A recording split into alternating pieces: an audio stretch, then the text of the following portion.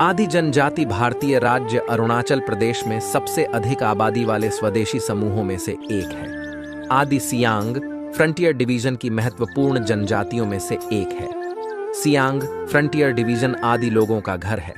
नस्लीय रूप से आदि जनजातियां अच्छी तरह से निर्मित विशेषताओं वाले मंगोलॉयड समूह से संबंधित हैं। आदि जनजाति कई उपजनजातियों से बनी है, जैसे एशिंग, बोरी, बोकार, कारको, कोमकर, मिनयोंग, मिलंग, पासी, पादाम, पांगगी, पैलिबो, रामो, शिमोंग और तांगम।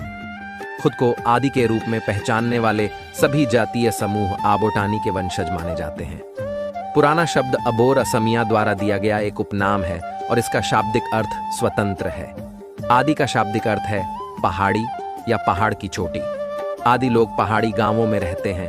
प्रत्येक पारंपरिक रूप से अपने आप को एक चयनित मुखिया के अधीन रखता है, जिसे गांव बुरा या गांव बुरा के नाम से जाना जाता है, जो ग्राम परिषद का संचालन करता है। केबांग एक प्रकार की बैठक है जहां सभी आवश्यक निर्णय लिए जाते हैं।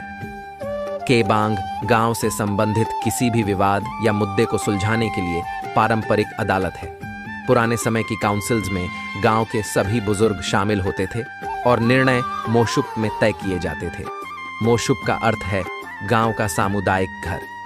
आदि जनजाति के अलग अलग रीति रिवाज, बोली और जीवन शैली हैं। उनकी अर्थव्यवस्था मुख्य रूप से कृषि प्रधान है, जो मुख्य रूप से झूम और गीले चावल की खेती के इर्द गिर्द घूमती है। उनके मुख्य भोजन में चावल, मक्का, बाजरा और वन आधारित पारंपरिक खाद्य उत्पाद शामिल हैं।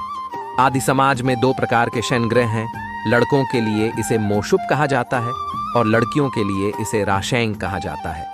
मोशुप अविवाहित लड़कों के लिए एक घर है जिसका निर्माण ग्रामीणों द्वारा किया जाता है।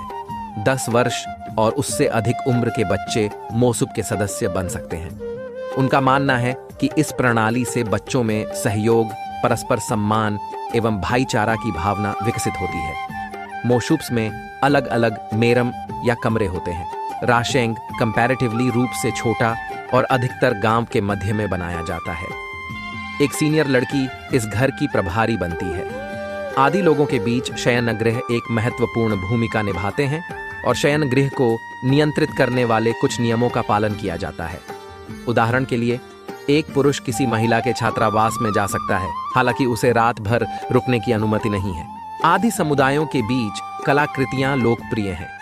आदि जनजाति के हस्तशिल्प उनके बेंत और बांस के कामों में सबसे अच्छे से देखे जाते हैं, जैसे टोकरियां, ट्रे, चटाई और टोपियां और कलात्मक डिजाइन वाले मुरा घरेलू उपयोग के लिए तैयार किए जाते हैं।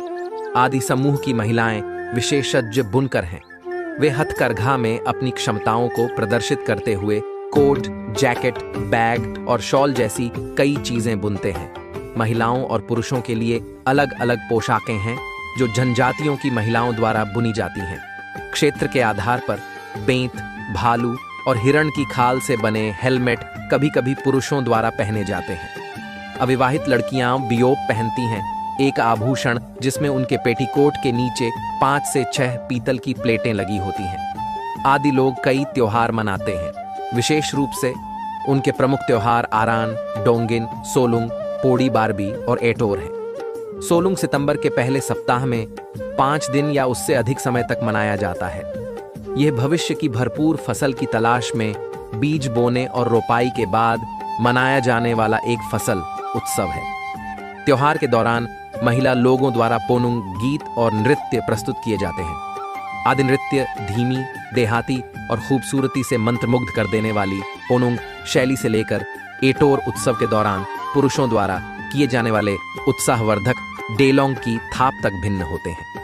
इन नृत्यों ने नृत्य के कुछ रूपों को जन्म दिया है जो संयुक्त रूप से एक कहानी सुनाते हैं। टापू एक युद्ध नृत्य है जो उनिंग आरान के त्योहार के दौरान होता है। यह ऊर्जावान युद्ध नृत्य पुरुषों द्वारा दांव और ढालों के साथ युद्ध पोशाक पहनकर किया जाता है। आक्रामक युद्ध लड़ने का रुख अपनाते हुए आदि पुरुष विजयी युद्ध नारे लगाते हुए एक लंबी कतार में नृत्य करते हैं। आरान उत्सव में याकजोंग का प्रदर्शन भी किया जाता है। ये एक अन्य प्रकार का नृत्य है जिसमें नर्तक कुछ निश्चित पैटर्न में छालों को हटाकर बनाए गए डिजाइन वाली छड़ियों को ले जाते हैं और फिर कुछ समय के लिए आग में डाल देते हैं, जिससे चिह्नित काले डिजाइन बन जाते हैं। आदि के अधिकांश लोग पारंपरिक रूप से आदिवासी डोनई पोलो धर्म का पालन करते हैं, जहां डोनई सूर्य को और पोलो चंद्रमा को संदर्भित करता है। मूल रूप से वे प्रकृति की पूजा करते हैं। धार्मिक अनुष्ठानों का नेतृत्व एक ओझा द्वारा किया जाता है, जिसे मिरी कहा जाता है। आधुनिक समय में कुछ आदि लोगों ने ईसाई धर्म अपना लिया है। आदि जनजातियां अपने मिलनसार और सरल स्वभाव के लिए जानी जाती हैं। जिस तरह से वे प्रशासन का काम करते हैं, वह उनके लोकतांत्रिक स्वभाव को दर्शाता है।